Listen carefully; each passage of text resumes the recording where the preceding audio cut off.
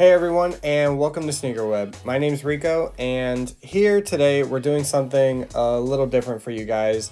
This is, I'm not going to say best picks of 2020. This is more or less my personal pickups of 2020 and why I chose to get what I get to either test, personal reasons, and things of that nature. So with that being said, we're going to clear the table, and I think we are going to start off with the Lebron 18. You ready? Wow, like magic. And here we have the Nike LeBron 18. And why I picked this up this year, this was honestly one of the most intriguing LeBrons that I have seen in recent memory. The LeBron 16, I want to say, was the last recent one. And this is actually not my first LeBron. The first LeBron I actually got gifted by Drew from Wear Testers. He gave me the LeBron 10, the Elite Edition. I do not have it out here currently, but I do appreciate the gesture that he gave to me. But this is one that I picked up personally from this year. And why I picked up this shoe, it's for a number of reasons. The tech inside it. I can wear this casually in numerous places like Disney, just going to the grocery store. It's so comfortable, honestly, when you put this on. The Max Air in the back, the full length zoom, the lightweight BattleNet 2.0. Also, I feel, in my opinion, it has some architectural design that is similar to the type of design features that I do enjoy. Like, I feel like this heel counter could honestly be stuck on a samurai shoulder and you couldn't be told the difference between the panel design difference, which, by the way, playing in the shoe, a performance review is coming for this shortly. Just haven't had the time to give it a proper test yet. The only thing that is gimmicky about this shoe, though, which I wish they changed, was the tongue. I wish they had a softer material, a more cumbersome feeling of the tongue, and the air pockets don't really do much. It's just more for design aesthetics. But yeah, I was just so intrigued by the shoe, so I picked it up. And performance-wise, like I said, that's going to be coming very shortly. But this shoe is special to me just for the simple fact that Nike, I know, uses the LeBron line for just a lot of technical innovation. So that's one of the reasons why I pick it up, is just to see what kind of tech they're going to put into it. Like, I'm excited to see after this what they do with the LeBron 19. And also seeing a low version of this is going to be very exciting as well. So I can't wait to see what happens with that. But putting this to the side, we got more shoes to go through. So the Air Jordan 11 has been getting a very special treatment this year, obviously with the Jubilee releasing earlier this month, in the month of December. They have been just giving us all kinds of different colorways. We got the blue Concord right here in the women's colorway, which I managed to pick up in my size. We have the Bread Concord, or the Chicago colorway, whatever you want to call it. I personally call it Chicago because that's honestly just what makes sense here. I didn't do the whole cornbread thing that they were throwing around the internet. But both of these are very special to me for the simple fact that these are my very first pair of 11s, and also picking up the women's one. So the difference between having a kid's shoe going up to women's sizes and a women's exclusive shoe is that in the women's line, they actually put a lot of the tech into the shoe than the kids versions do. A kids version just gets some of the downgraded tech that they provide. But no, this has full-length zoom. It came with a polyurethane insole that molds to your foot very nicely. Now, these are a bit snug because these are half a size down from my true to size. I do recommend in the 11 going true to size, but I do believe that the materials are just going to break in and mold around to the foot better, because some of the 90s kicks do that. Now, I did get these in my men's 11 size. This is a women's size 12, which equates to a 10.5. The fit on these particular pair, they are slightly roomy in the toe box for me, so I probably should have gone down 10.5. So if I were to play in one of these, surprisingly, it would be the women's colorway. This one, walking around, I do feel that casual use is great for my true to size for the men's pair.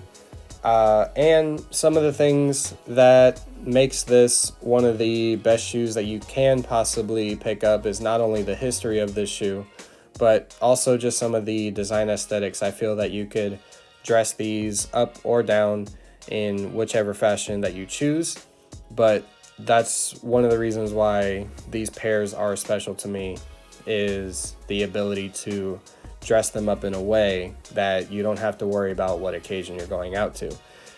But that takes care of my first pair of 11s here. Let's get to the next one. So this year has been very special to Puma in my opinion. They've signed a lot of great athletes, both in the sport of basketball and in other places like motorsport, like soccer, and other things like that. They actually signed J. Cole, which is this shoe right here. J. Cole is a famous hip-hop artist, like many of you know. And if you don't, like Mrs. Wing from Wear Testers, then I don't know what to tell you. This shoe is very special for the simple fact that it's one of my favorite rappers, and I just had to get a pair of his first signature shoe. I can't wait to see what they do to the second pair that he possibly might get. Now, this is designed like most of the Pumas that we've seen in recent memories, like the Puma Clyde Court, the Dreamer, I believe the Disrupt was also designed by him. Somebody can correct me in the comments, but Jeremy Sale designed these, and I feel, in my opinion, did a very good job on these. Even though they're streamlined, there's a lot of panels and a lot of textures that make this look a little bigger, but when you play in them, which we do have a performance review if you want to go check that out.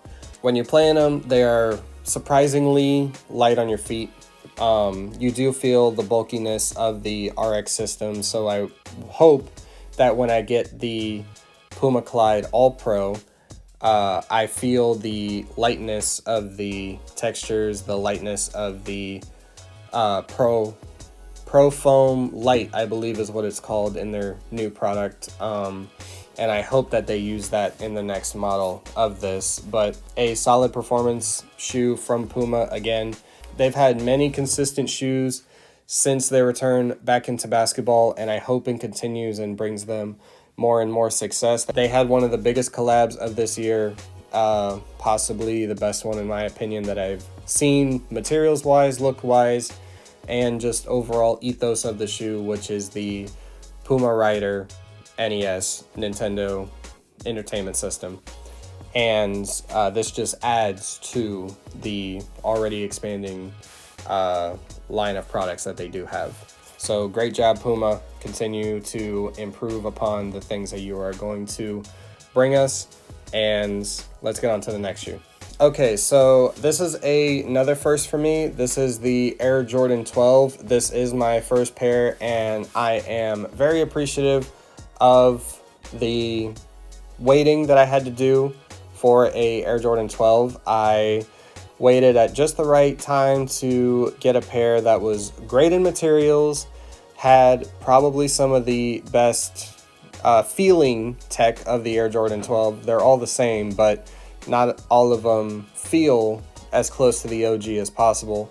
This, I feel, feels as close to some of the OG tech, like the zoom in here, the full-length zoom. I had an original pair of Air Jordan 14s, and the zoom in that felt so great. The articulated zoom pods in the forefoot, the zoom in the heel, the ride was just amazing. I played outdoors, indoors in those.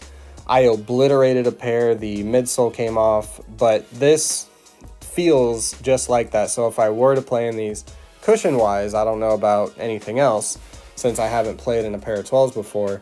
This is definitely one of the best pickups of this year for me.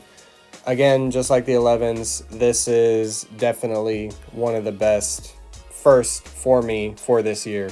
Also, Chris, who is not here with us today due to some personal reasons, he will be back shortly with us to help with the videos, of course. He also has a pair of these, and because of him getting it, I had to get a pair as well. Great pickup for this year. And if you guys did get a pair of these, I hope you appreciate the hell out of them. And with that being said, let's get to the next shoe. So this shoe I got for performance reasons. The Kyrie 6, which I got as well earlier this year. I played around in them and I loved them, so I was excited for when the Kyrie 7 was going to come out. And when these did come out, all the different types of colorways, all the different type of storytelling that Kyrie is known for, it was shown in the Kyrie 7, which is an amazing product in itself, adding to the line. And there is going to be a performance review coming shortly on these. I will just say that some of the shoe works great, other parts of the shoe could be improved, and hopefully we see an improvement in the 8th shoe of the Kyrie line. But I just love the expressive creativity that people like Kyrie, like Damian Lillard, and like some other performance athletes give us, because yes, some of us want this strictly for performance, but others want to connect with the player. Other people want a story to tell and a reason why to buy the shoe other than it performs good. And that's one of the reasons why I picked this up, is not only for the performance aspect, but for the storytelling as well. And with that being said, let's get to the next one. So the D-Rose 11 is very special to me, not only for the simple fact that D-Rose is one of my personal favorite players to ever play the game, both on and off the court, but this is special in the sense that this is one of my first early products that I've got courtesy of Licks with Kicks over at the Wear Testers Discord. And if you haven't joined yet, make sure to go check it out and see if it's a community that's worth joining to you, because it's a community of what I call proper sneakerheads. And it's a group of people that is very kind, very social, very active with each other. You get to know people quite a lot in that community, whether it be the team at Wear Testers or individuals that have joined the community, with over 500 people now in the community itself. But back to these. So Licks sent these over from China for me to review, and I was very blown away by just the type of support that I got from these. Now, I did have to pay a little above retail. These are $120. I know that I said in the performance review that I have on these, they would be $140, but that's just some misinformation that I got, that I was reading on an article somewhere. But these are $120. I did have to pay slightly above that to get these over here, especially early here in the States. And I just love the appreciation that people are showing for this small and up-and-coming YouTube channel. More is to come, so the more support that you guys give, the better that our channel will perform, and hopefully we still get the continued support going into 2021 and the years after that. But thank you, Licks, for this. Much appreciated, and I hope that you enjoy the early access to the Sneaker Web apparel that you did receive, for the support that you are giving this channel. But with that being said, let's get on to the next one. So this is a very special shoe in the sense that, for one, this is not in the United States. You can't buy these. You have to buy these either at a reseller or you have to know somebody overseas. These released over in Europe, and this is another Discord Wear Tester story.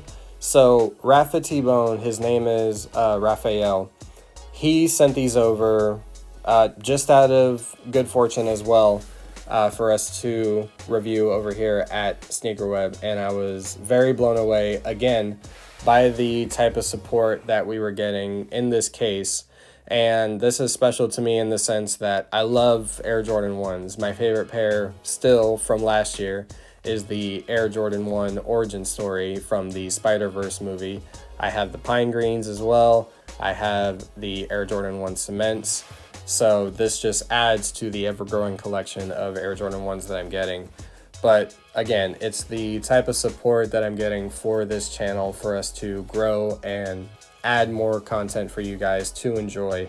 And hopefully we've been a light of entertainment for you guys to enjoy when 2020, in everybody's case, has looked like,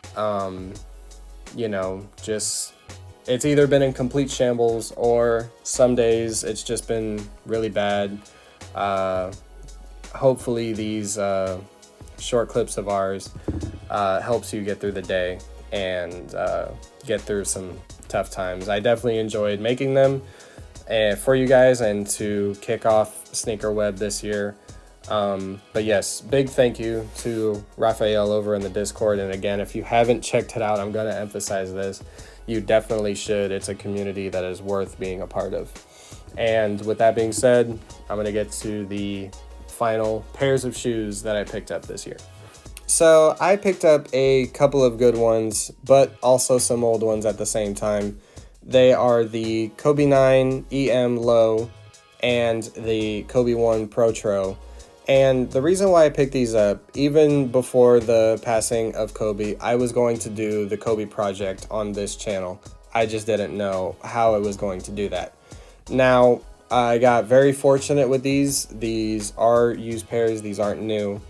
But even if I had to pay new price resale value to get these, I probably still would, because it is that important to me, because no matter what the price of it, the ethos behind the shoe, the feelings that you get towards something matter more than the price tag. Now, whether you can afford it is a different story, but the reason why you do it matters more than the price value itself. So I got this one in first, the Kobe 9, because I hear it's some of the best traction that you can ever play with. And traction is one of those big topics for me in my performance reviews. So I just had to see what was some of the best traction back in my time.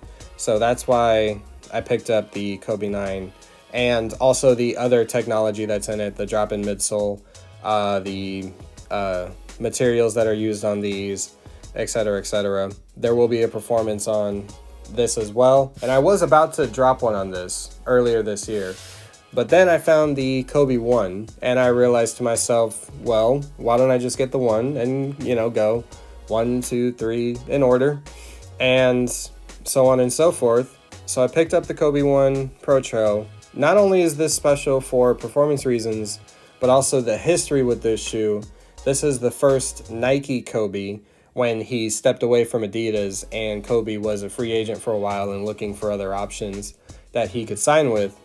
And not only did he change companies and was a signature athlete for Nike, but he also dropped 81 points against the Raptors. I was blown away by that. I rewatch the game every now and then, and it's mind-boggling to me, the skill that I saw in this man. I saw him up close in person in 2009 when he obliterated the Orlando Magic. We only got one win in that series, so they beat us 4-1. But seeing him in person, it was an even bigger experience just to see what the Mamba was like. So hopefully I pick up more pairs of Kobe's to test. The 2s, hopefully I can grab, because those are quite hard to find, in my opinion, for a decent price. And the 3s, the 4s, the 5s, etc. Hopefully I'll be able to grab. If you want to see a performance review on the first 5 Adidas that he did, then let me know in the comments for that. But yes, these are special to me for the simple fact that Kobe was an icon to us growing up, and hopefully I can provide some memories in the montages that I create on here for you guys in the Kobe videos that I do. But I do miss him quite a lot, and hopefully I can just relive some of the memories, even if it's for a short while, in these shoes. But these are my favorite pickups of this year, even though they're a little old. If I were to pick a modern one, out of the ones, I would say the Air Jordans, the Air Jordan 11 and the Air Jordan 12, just because those are also so special to my personal GOAT pick, greatest of all time. And that kind of wraps things up over here at Sneaker Web, not only for this video, but for the rest of the year. More is to come, so stay tuned, subscribe to the channel, and like this video. And until next time, guys, peace.